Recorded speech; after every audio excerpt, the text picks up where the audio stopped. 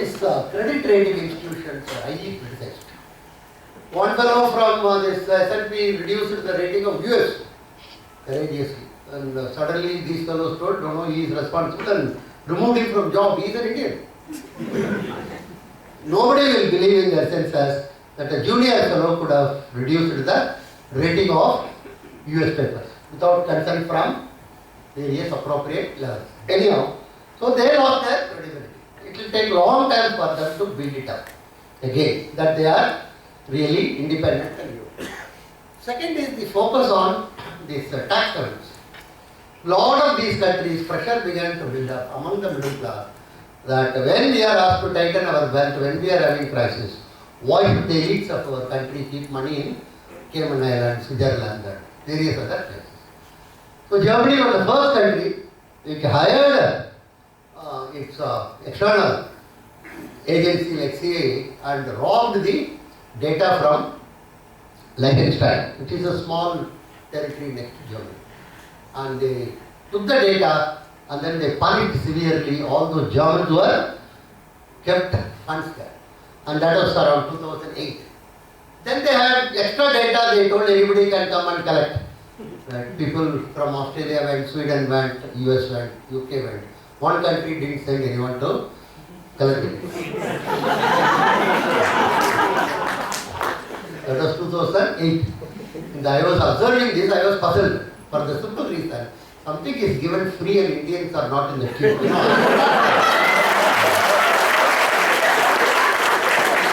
I cannot reconcile this fundamental issue. So I wrote to the German finance minister at that time, you give me the data. He sent through one of his deputy or assistant, whatever. We can't give you the data because you are not a sovereign republic. You are only a teacher, professor. We can only give it to sovereign republic. That was a good point. Of course, one colleague of mine in Miami, American professor, he jokingly told you acquire one island near Miami and put a flag there. He becomes sovereign. His wife had a good sense of humor. She told, don't do anything like that, Nathan. They call me Nathan. Don't do that because once in 2-3 years your country will disappear. The sea will wash away the island. After that it will again re-emerge. So your country will be time related. Anyhow, no way of acquiring this.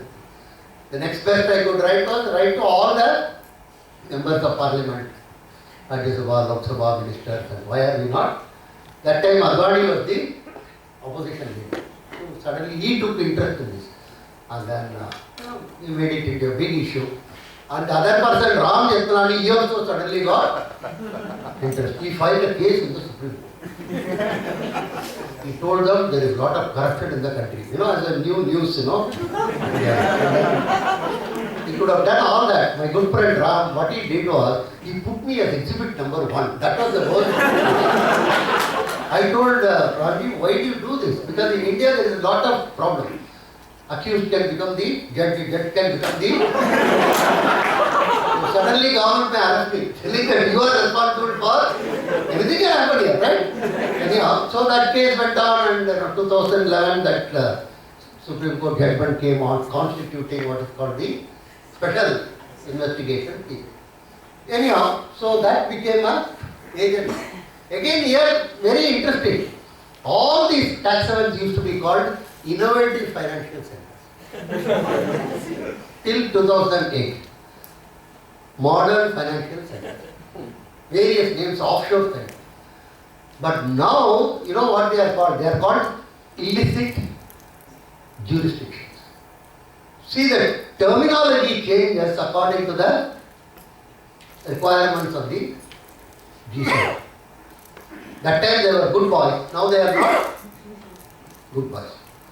US, Germany and France are in the forefront in fighting these fellows. And now they have decided to practically close down these tax havens.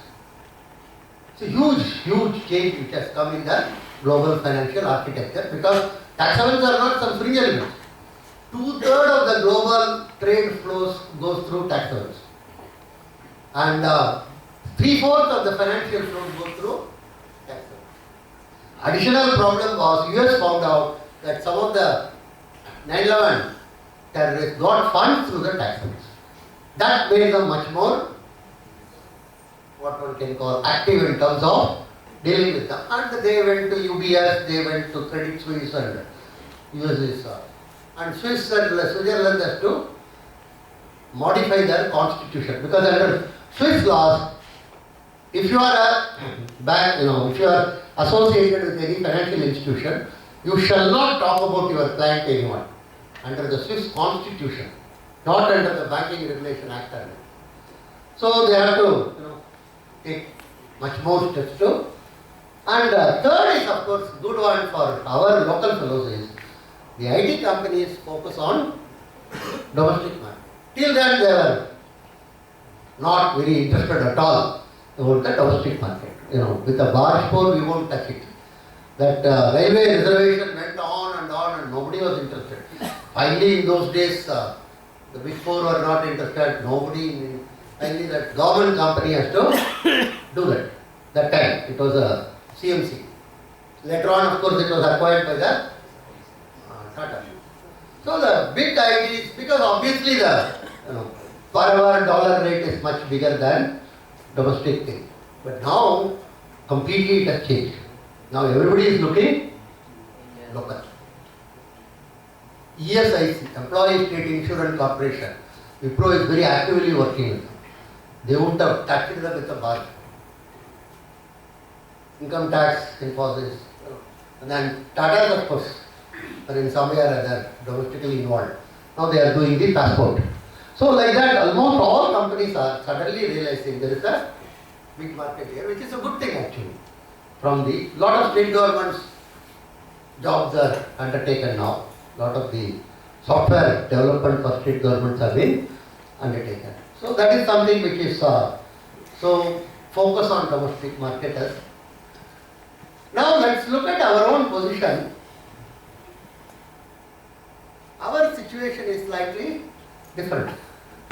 See, we have something like 4 broad categories.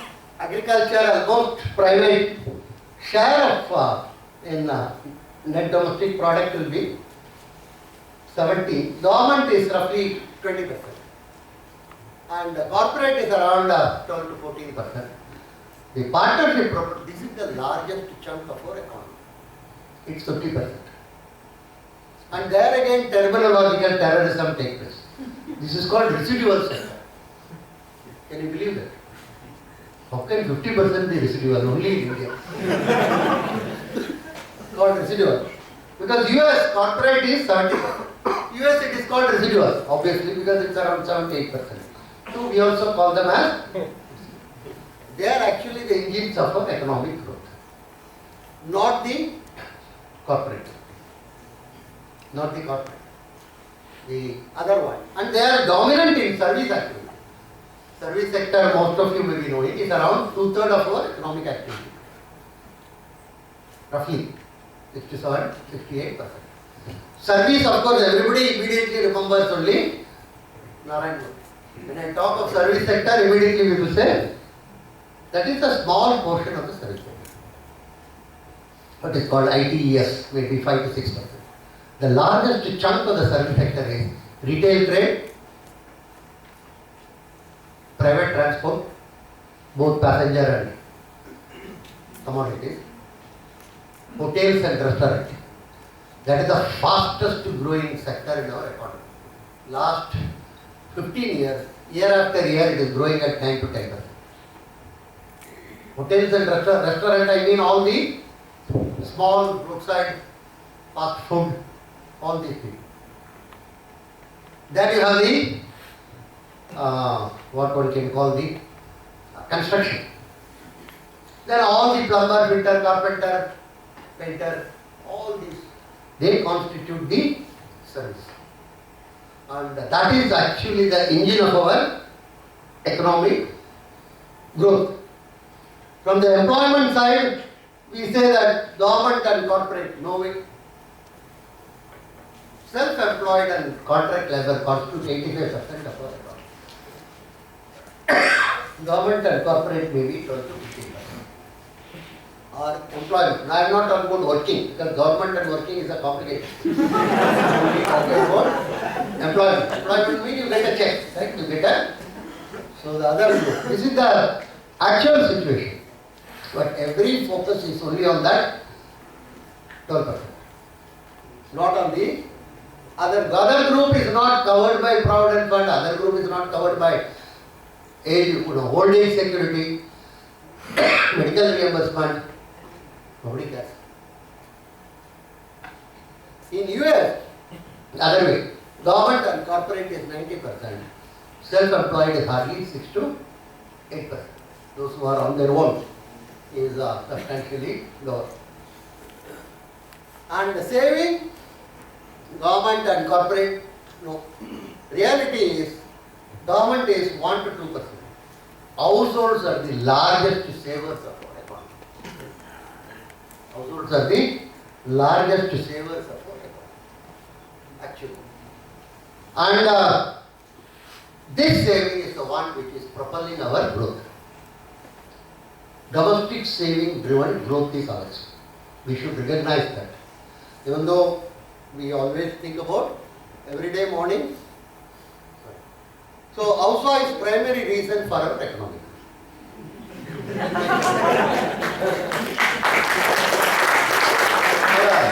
When I have a statue of a lady who saves from Kohima to Patel, one lady like this standing. Below that you can say, she is responsible for our. I am not joking.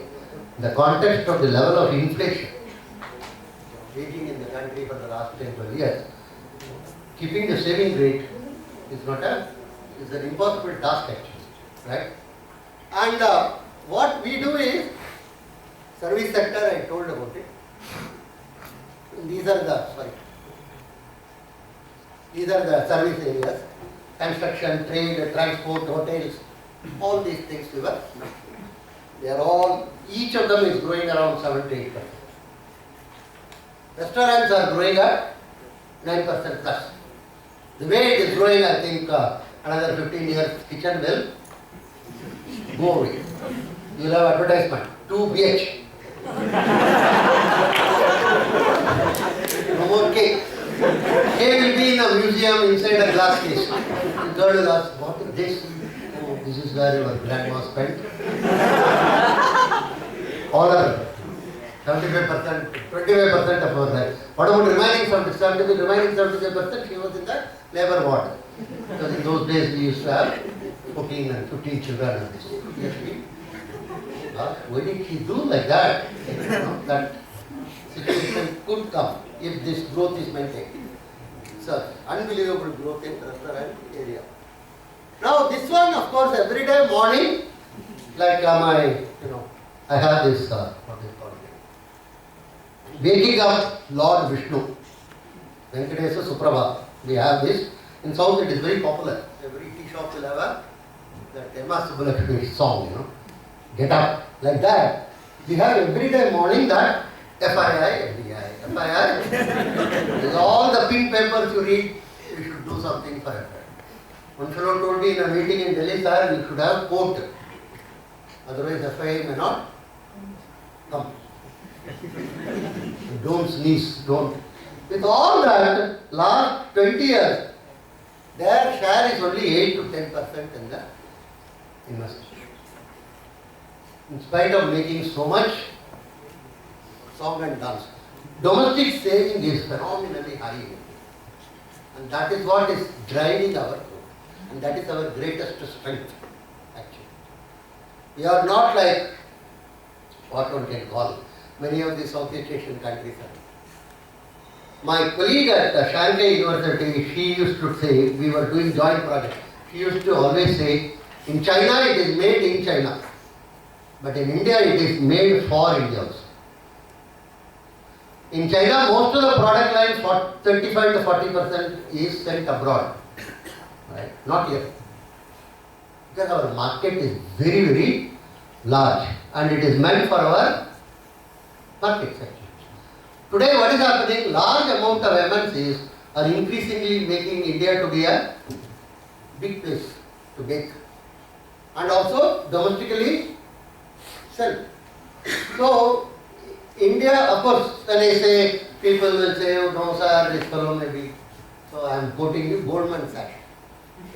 When I say Goldman Sachs, I think it will rise, right? Authoritative, correct? And nowadays I don't write anything, let me tell you frankly. I send it abroad and then ask them to. That will have. So paper number 187, what they say is, India infrastructure investment needs that time 1.4, now it is around 2 trillion actually. But for financing such huge amount, domestic saving generated by Indian families will suffice. And we require minimal FDI. FDI is required, but what is it? It's pickled to curd rice. Whoever has taken curd rice, southern part of the India at least will know what I am talking about. It is pickled to curd rice or pickled to paratha or whatever you want to call it, right? Addition, gur to paratha. Right? But what we have done, we have converted that into a main dish.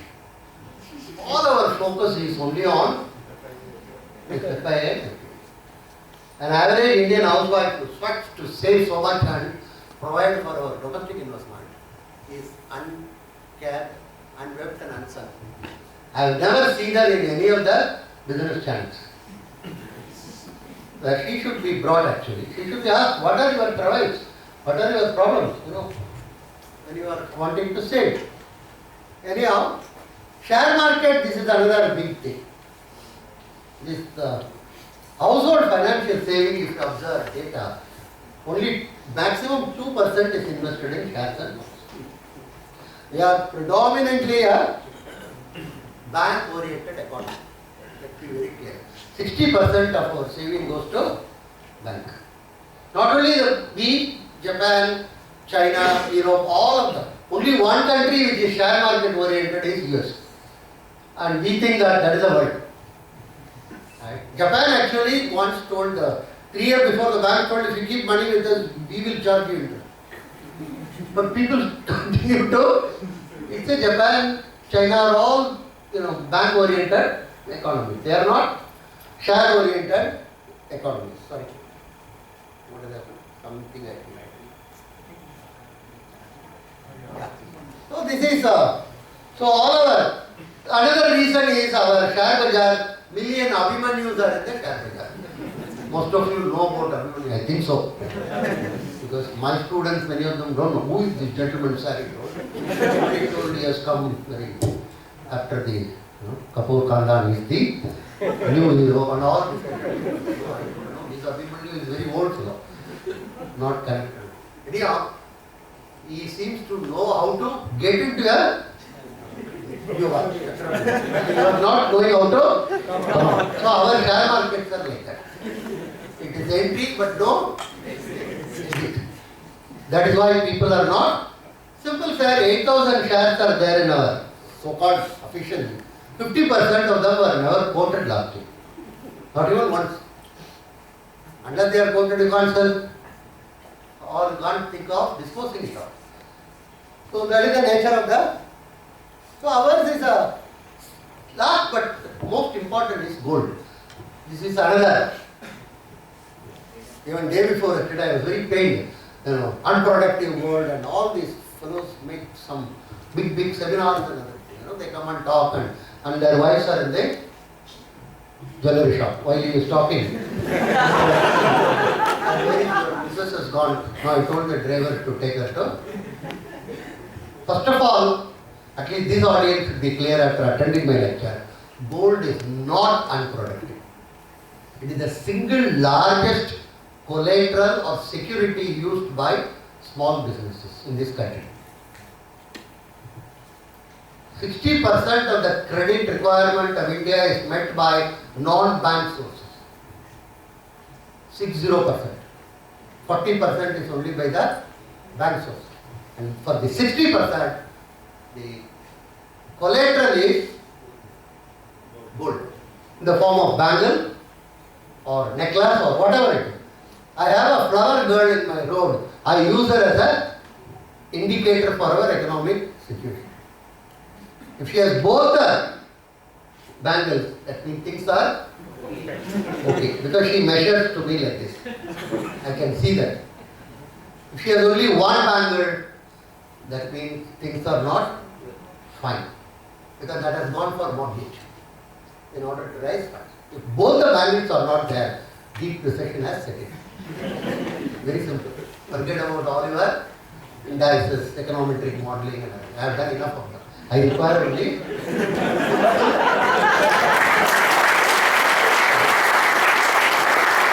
what the Americans call the Big Mac Index. Some of you might have heard about it. It is called the Big Mac Index. McDonald's. What is the cost of making it? That is how they compare across countries. So we will have a simple. So gold is not unproductive. First point. Second is, it is used as a social security for poorer women after the death of the husband. When the children are rapacious, she is left at least with a gold chain and gold bangles. That is the reason. Remember, my friend at World Gold Council used to say, you call it superstition that she is not expected to remove her when the husband is dead. That's not, he says it's a fundamental economic principle. Where an asset is owned by her. Asset ownership you have done through your religious belief. Because they don't own any other asset. No shares, no bonds, not even land. Mainly, that's how the terminology used is Sridhan. It is meant for her. It is her asset. And normally in families, they don't dispose it of without the consent of the lady's house. And people normally don't sell house. They buy only gold. They keep it. Extraordinary emergency or something. Otherwise, people don't sell at all gold. So 1/3 of the gold we buy. And it is most productive, I will tell you, because it is not with the government. It is with private people. More argument about that. It is with the private people and they will use it. And if there is really a noble cause, people won't mind giving it. I remember in 1962 when I was a school child, I used to see this, after the Chinese conflict, this Kamaraj in my city, Chennai, that time Madras, they used to go in jeep asking for funds. Many people voluntarily gave their bangle and rings and unbelievable, but it happened. So it's not something which provided, of course today if leaders come in jeep, people will close their neck and run it. So that fellow may take it away. It's not the trust person. Because when I was coming to Bombay, I saw one cabinet minister was going along with huge battalion of all this, what you may call that, SPG and right? So many people around him, police. So one girl, small girl, maybe first standard or second standard, she told her mother, Amma, nodi, ashtu dodda kallar hoidare. Such a big robber is going. Her mom told, chup, don't talk to him.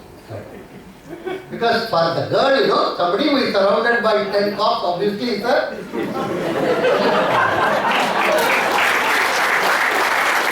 Then I was standing there, it suddenly struck me. What he told is correct. Because this SPG and other for leaders is essentially to protect us from them. Let us be very clear about it. It is not to protect them, it is to help us. So I would rather encourage people to have more SPG cover, more number of. So this metal is not with the government. Last, most important is easy to bequeath to next generation. You can't do that for shares or bonds or anything. So many questions will come, so many income tax, then income per non-income. Gold is not like that. Just it is because ownership is possession equated. If you have it, you own it. That's all. There is no need for any proof. When the daughter-in-law comes, if the mother-in-law is in a good mood and gives her a chain, she can put it and hold it tight. That's all. Nobody is going to ask about documentation. So there are so many logical things we can say. It's most productive and it will continue to be bought, I can assure you about it. It will be continue to be bought. The only one point we can stress is large number of Indian women, if they conduct some economic activity, believe me sir, it is most rational and most useful for the country. Don't try to believe it. Right? So this is what is our major strength. Nobody knows the total stock of gold, incidentally. Nobody knows. Some acquire, some consultant came and went to church gate and asked two girls how much gold they have got. One did not answer, one told one chain or something. Then he proportionately blew up for 1.25 billion Indians and told you have 18,000 ton of gold. God knows. 2 or 3 you might have exhaustive survey. They do that nowadays. And then TV studio also ask people, do you have gold or? Anyhow, one temple, 2 lockers have been opened, not at fully assessed intervention. Right? They are not talking about it. That's just one temple.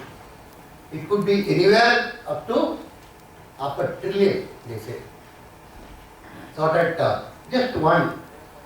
And of course, one of my usual left communist friend told every temple should be opened up.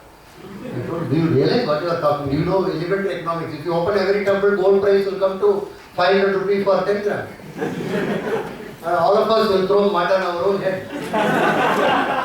If supply increases so much, obviously the price will crash. And anyhow, the temple gold is not to be used for filling up your pothole or anything. For that it was not given. Ages before people are given to, and it is owned by whom? It is owned by the God. Let's be very clear about it. Not either by you or me. There is nobody has any, take it from me, any clear estimate of the total quantum of gold. But it is the greatest asset for our country. And the third one, of course, bank credit we saw, they don't provide. This is another thing. Caste is the single largest social capital of our country. All that which is plus for us, we abuse it. Anything which is plus, you start. Caste is a major obstacle. No, it is actually propelling our economic growth. We looked at 700 clusters of economic activity across the country.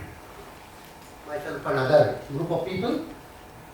Tirupur, Namakkal, so hundreds of these locations which are actually, again, I am looking at World Development Report by World Bank, because especially something, people are, World Bank says, the growth is because of the respective caste groups. They are facilitating risk-taking, they are facilitating failure, they are actually the entrepreneurship caste, which is helping the startups without any big noise and other thing. Because every day nowadays everybody is a startup. It's a very big thing is coming, and I talk to them, what do you plan to do? Disrupt, sir. We want to disrupt. That's okay, but what do you want to do? Disrupt. And third disrupt, he says, sir, can you get 5 million from some hedge fund or etc. However, disrupt you can't. You have to tell what you, and this is what they are doing. And for a town in India, if you go, Gujarati is the language spoken there. Today, I am not joking.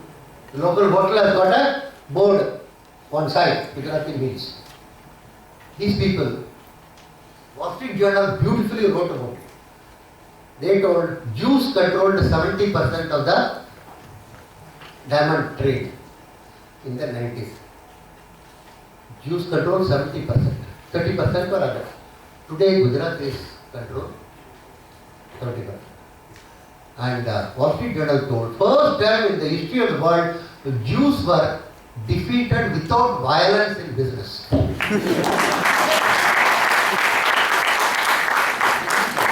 again, it's not a very large, it's a small Palanpur James, a minuscule microscopic group in the